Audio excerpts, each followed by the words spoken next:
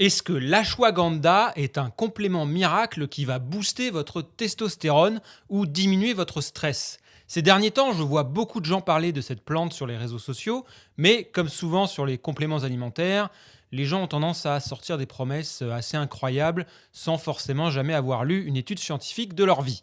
Si vous êtes nouveau sur cette chaîne, ici on fait de la vulgarisation scientifique en nutrition et je parle souvent des compléments alimentaires puisque c'est aussi ma spécialité. Je m'occupe notamment de la communication scientifique pour des marques dans ce domaine. J'ai donc fait ce travail pour vous. Comme d'habitude, j'ai épluché toute la littérature scientifique sur le sujet et je vous en propose la synthèse dans cette vidéo. Alors, que dit la science sur les bienfaits de l'ashwagandha? Petite définition pour commencer. L'ashwagandha, plus précisément l'espèce Withania somnifera, est une plante utilisée depuis longtemps en Ayurveda, la médecine traditionnelle indienne. On la surnomme d'ailleurs le ginseng indien. En fait, en sanskrit, ashva se traduit par cheval et gandha par odeur. Ça fait référence à la forte odeur de cheval de sa racine et à la croyance qu'elle donnerait la force et la virilité d'un cheval à celui qui la prend. Pour l'anecdote, l'ashwagandha est classée parmi les plantes dites adaptogènes, un concept défini par le toxicologue russe Nikolai Lazarev qui désigne toute substance capable d'accroître de manière générale la résistance de l'organisme aux divers stress qui l'affectent. On trouve dans cette famille d'autres plantes comme le ginseng ou la rhodiola par exemple. L'ashwagandha contient de nombreux composés bioactifs, principalement des alcaloïdes, des flavonoïdes, des glucosides, des stéroïdes, on va revenir là-dessus juste après, et des lactones stéroïdiques. Parmi ces derniers, les lactones stéroïdiques et plus précisément les withanolides sont les molécules responsables de la plupart des bienfaits de cette plante, bienfaits qui découlent en fait en grande partie de ses propriétés antioxydantes et anti-inflammatoires. Le bienfait le plus reconnu et le plus étudié, c'est celui pour lutter contre les effets du stress et de l'anxiété et face aux nombreuses sources de stress de notre vie moderne. Tout produit qui fait des promesses de diminuer ses effets va tout de suite intéresser beaucoup de monde.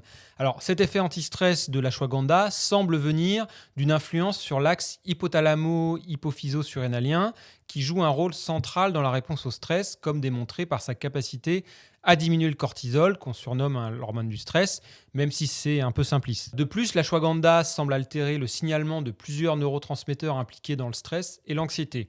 Globalement, voilà, on remarque une amélioration des fonctions physiques face à un stress psychologique avec la prise d'ashwagandha. Par exemple, dans une étude, des personnes souffrant de stress mental chronique et prenant 300 mg d'extrait d'ashwagandha par jour ont noté une réduction de leur stress et de leur anxiété par rapport au placebo.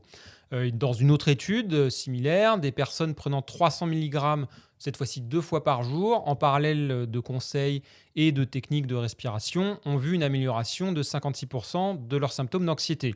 Il y a également un effet antifatigue physique lié au stress, mais que l'on n'a mesuré que sur des animaux pour l'instant. Ensuite, un bénéfice secondaire de cette baisse de l'anxiété est une amélioration des relations sociales. Des personnes stressées prenant 300 mg d'extrait d'ashwagandha par jour pendant 60 jours ont observé une réduction de 68% de ce qu'on appelle leur dysfonctionnement social, donc en gros une amélioration de leur interaction sociale. À noter qu'au-delà de ces effets sur les neurotransmetteurs liés au stress, l'ashwagandha semble avoir un effet neuroprotecteur et pourrait favoriser la neurogénèse, la formation de nouveaux neurones, mais les preuves sont encore limitées à des études sur les animaux et demandent à être confirmées par des études cliniques. Un bénéfice secondaire souvent remarqué dans les précédentes études est une amélioration du sommeil, notamment du temps d'endormissement. Je vous rappelle que son petit nom, c'est Withania somnifera, donc rien d'étonnant, c'est connu en fait traditionnellement. Cet effet serait à mettre au crédit de la capacité de l'ashwagandha à améliorer la signalisation des récepteurs GABA de type A. C'est le principal neurotransmetteur inhibiteur dans le cerveau. Alors, c'est des termes un peu barbares, mais pour faire simple, ce sont des neurotransmetteurs qui permettent de stopper les influx nerveux et de mettre en fait au repos les neurones visés. Dans une étude voulant observer les effets spécifiques sur le sommeil, 80 personnes ont été séparées en 4 groupes pendant 8 semaines. Celles avec aucun problème de sommeil prenant de l'ashwagandha, celles avec un problème de sommeil prenant un placebo, celles souffrant d'insomnie prenant de l'ashwagandha et celles souffrant d'insomnie prenant un placebo. La dose d'ashwagandha était de 600 mg par jour. Les deux groupes en prenant ont noté une baisse de leur temps d'endormissement comparé au placebo et une amélioration de la qualité de leur sommeil et de leur état de vigilance au réveil.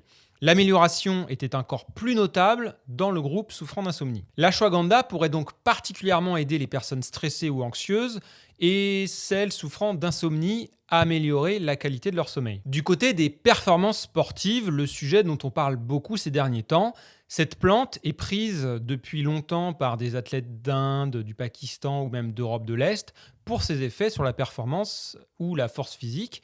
Et la science, c'est vrai, commence à confirmer ces dernières années l'intérêt possible de l'ashwagandha pour les sportifs, même s'il faut prendre tout ça avec des pincettes, comme on va le voir. D'une part, pour les efforts d'aérobie, on note une amélioration de la VO2 max, qui est la quantité maximale d'oxygène qu'une personne peut utiliser pendant un exercice d'intensité maximale. Il s'agit d'une mesure de l'aptitude cardiaque et pulmonaire. Une méta-analyse de 2021 portant sur des hommes et des femmes ayant pris des doses d'ashwagandha allant de 120 mg à 1250 mg par jour a montré que l'ashwagandha pouvait améliorer les performances physiques, notamment la force et l'utilisation de l'oxygène pendant l'exercice.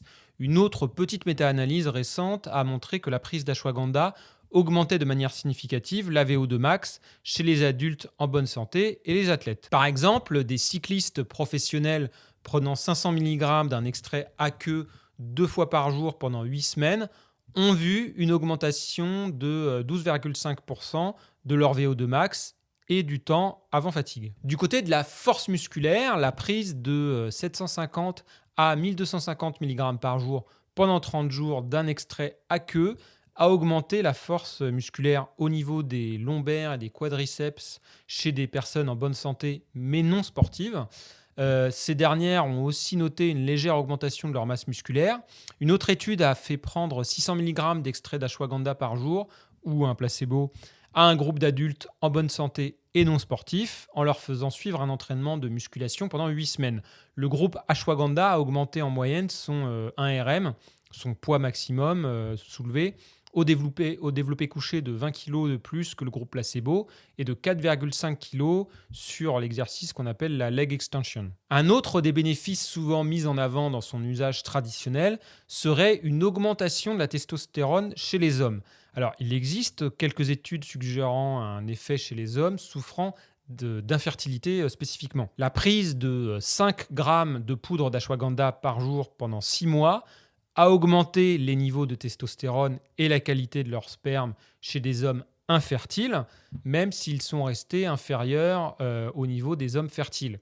Une autre étude utilisant la même dose pendant 3 mois a également observé une augmentation de la testostérone chez des hommes infertiles, en particulier chez ceux souffrant de stress. Dans l'étude dont j'ai parlé juste avant pour la force musculaire, les participants, qui étaient donc des hommes en bonne santé non sportifs, ont aussi vu une augmentation de 15% de leur testostérone. L'ashwagandha pourrait donc permettre à des hommes souffrant de niveaux de testostérone plus faibles de revenir à des niveaux plus normaux, en particulier pour ceux souffrant d'infertilité ou subissant un stress physique comme une activité physique intense. Mais si votre taux de testostérone est déjà normal, alors a priori, ça ne changera rien.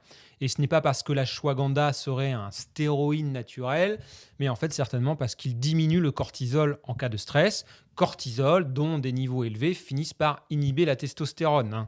Donc si vous n'êtes pas stressé et que vous avez un taux de testo dans la norme et que vous n'êtes pas infertile, a priori l'ashwagandha n'aura pas vraiment d'effet sur ce plan-là. Un effet souvent observé dans les mêmes études que sur la testostérone est celui donc sur la fertilité dont je parlais, avec notamment une amélioration des marqueurs de qualité du sperme, en particulier la mobilité séminale et le nombre de spermatozoïdes.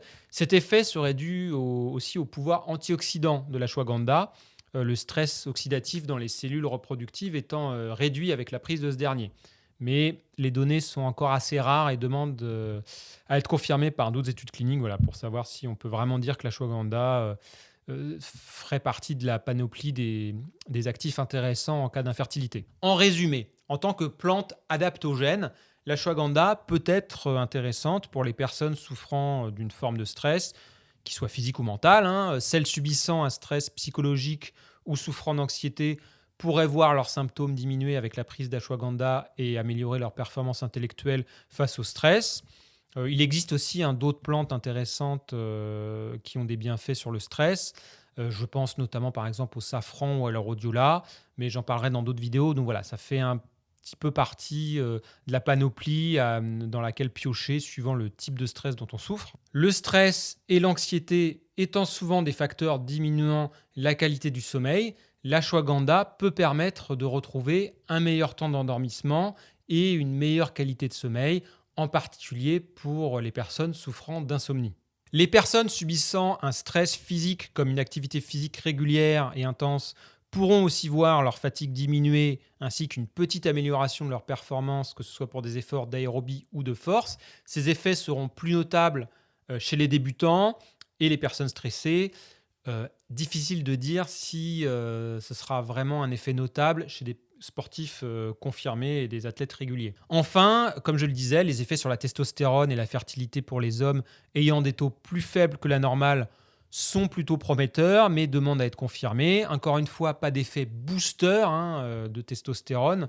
Pour aller au-delà de la norme, cela n'aurait aucun sens. Côté critères de choix, alors il y a une forme brevetée qui s'appelle le KSM 66, qui a plus d'études cliniques pour elle. Breveté, ça veut dire qu'il y a un processus d'extraction spécifique qui garantit un certain pourcentage en principe actif. Vous trouverez cette forme dans de nombreux compléments, je ne vais pas citer de marque. Côté dosage, la plupart des études utilisant cette forme prennent 600 mg par jour en moyenne. Et bien sûr, demandez toujours l'avis de votre médecin si vous prenez un traitement médicamenteux ou si vous êtes une femme enceinte. Voilà pour ce tour d'horizon rapide des connaissances sur l'ashwagandha. Une plante aux vertus vraiment intéressantes, mais il ne faut pas aller non plus trop loin dans les promesses abusives, comme certains peuvent le faire, notamment sur la prise de muscle, comme je vous en parlais juste avant. Dites-moi en commentaire si vous en avez déjà pris, si oui, pour quel ressenti et quelles raisons. Dites-moi aussi quels autres compléments vous voulez que je traite. Je prends toujours vos demandes en considération. En attendant, prenez soin de vous et je vous dis à très bientôt.